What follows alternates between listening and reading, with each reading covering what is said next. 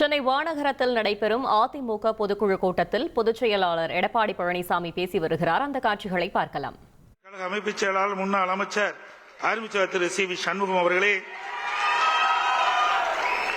இந்த நிகழ்ச்சி சீரும் சிறப்போடும் இருப்பதற்கு அடித்தளமாக விளங்கி இந்த பகுதியினுடைய மாவட்ட கழக செயலாளர் முன்னாள் அமைச்சர் கழக அமைப்பு செயலாளர் அறிவிச்சர் பா பெஞ்சமின் அவர்களே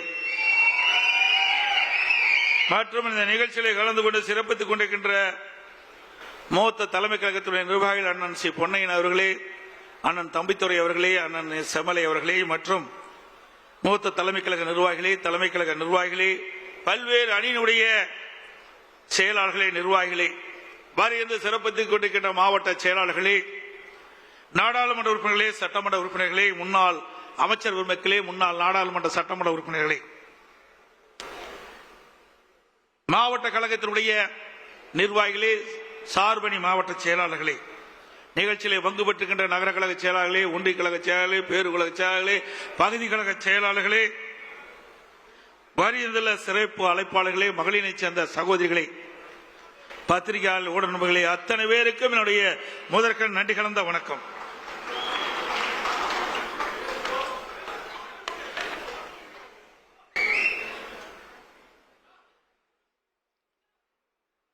எனக்கு முன்னாலே பேசியவர்களெல்லாம் அழகாக அற்புதமாக அடுத்த ஆண்டு நடைபெறுகின்ற சட்டமன்ற பொதுத் தேர்தலை குறித்து விளக்கமாக தெளிவாக இங்கே சுருக்கமாக சொன்னாலும் தெளிவாக சொல்லிவிட்டு அமர்ந்திருக்கின்றார்கள்.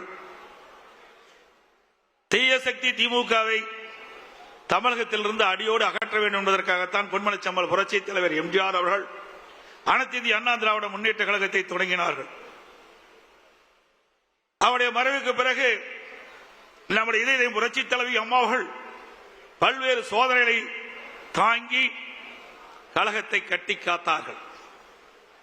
இருவரும் தலைவர்கள் இருக்கின்ற பொழுதுதான் ஏழை எளிய மக்கள், பட்டியலின மக்கள், விவசாயிகள், மீனவர்கள், நெசவாளர்கள், தொழிலாளர்கள், சிறுபான்மை மக்கள் என்று பலதரப்பட்ட மக்களுக்கும் அவர்களுக்கு நன்மை பயக்கக்கூடிய திட்டங்களை கொண்டு வந்து சாதித்த தலைவர்கள் நம்முடைய இருவரும் தலைவர்கள்.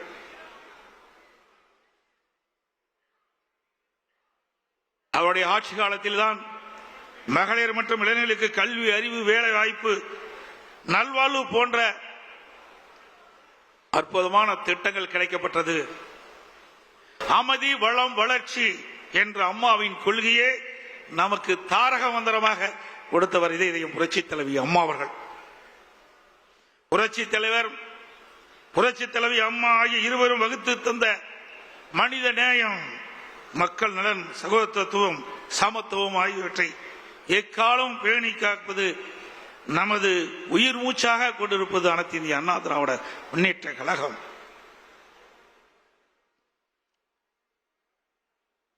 இன்றைக்கு ஆட்சியில் இருக்கின்ற பொழுதும் இந்த பத்திரிகையும் ஊடகம் நம்மளை விமர்சனம் செய்தார்கள். எதிர்கட்சியாக இருக்கின்ற பொழுதும் நம்மை பற்றித்தான் விமர்சனம் செய்து கொண்டிருக்கின்றார்கள்.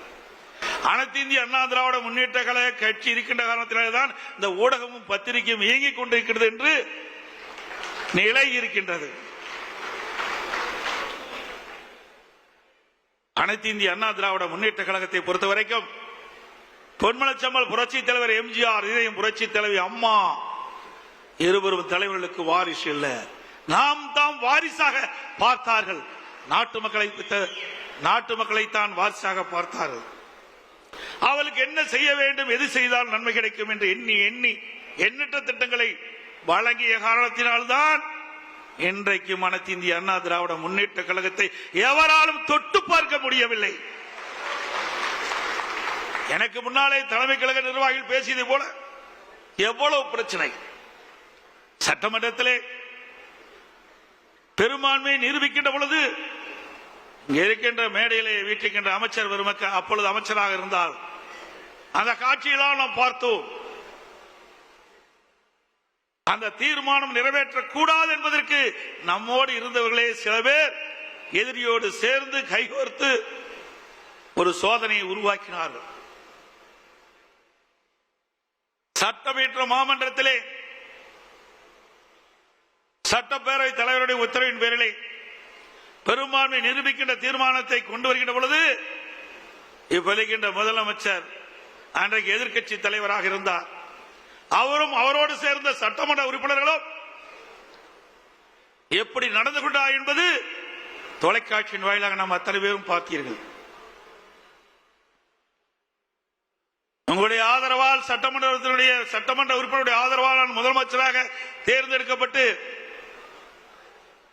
அந்த தீர்மானத்தை நிறைவேற்றுகின்ற நிலையிலே என்னுடைய மேஜின் மீது ஏறி டான்ஸ் ஆடுறாங்க திமுக எம்எல்ஏ. இங்க இருக்கின்ற அமைச்சர்கள் முன்னரசில் இருக்கின்றார்களே, அமைச்சர்கள் மீது அமைச்சருடைய மேஜின் மீது ஏறி டான்ஸ் ஆடுறாங்க. சட்டப்பேரவை தலைவர் அவரை கீழே இழுத்து தள்ளி அவருடைய இருக்கையிலே அமர்கிறார்கள். அவருடைய மைக் உடைக்கப்படுகிறது. அப்படிப்பட்ட கொடுமையான நிகழ்ச்சி ஏற்படுத்தியவர் இன்றைய முதலமைச்சர் திரு ஸ்டாலின் அவர்கள். எண்ணி பாருங்கள், அதையெல்லாம் நாம் கடந்தோம், வெற்றி பெற்றோம். அது பொறுத்துக் கொள்ள முடியாமல் சட்டையை கிழித்துக் கொண்டு வீதியிலே தெரிந்தவர் தான் இன்றைய முதலமைச்சர் ஸ்டாலின் அவர்கள். ஸ்டாலின் அவர்களே, அன்றைக்கு நீங்கள் சட்டையை கிழித்துக் கொண்டுதான் வெளியே சென்றீர்கள். ஆனால் அடுத்த ஆண்டு நடைபெறுகின்ற சட்டமன்ற பொதுத் தேர்தலில் அனைத்து இந்திய அண்ணா திராவிட முன்னேற்ற கழக தலைமையிலே அமைக்கப்படுகின்ற கூட்டணி பெரும்பான்மையான இடங்களிலே வெற்றி பெற்று அனைத்து இந்திய அண்ணா திராவிட முன்னேற்ற கழகம் தனி பெரும்பான்மையோடு ஆட்சி அமைக்கும். அப்பொழுது எந்த நிலையில் இருப்பீர்கள் என்று தெரியவில்லை.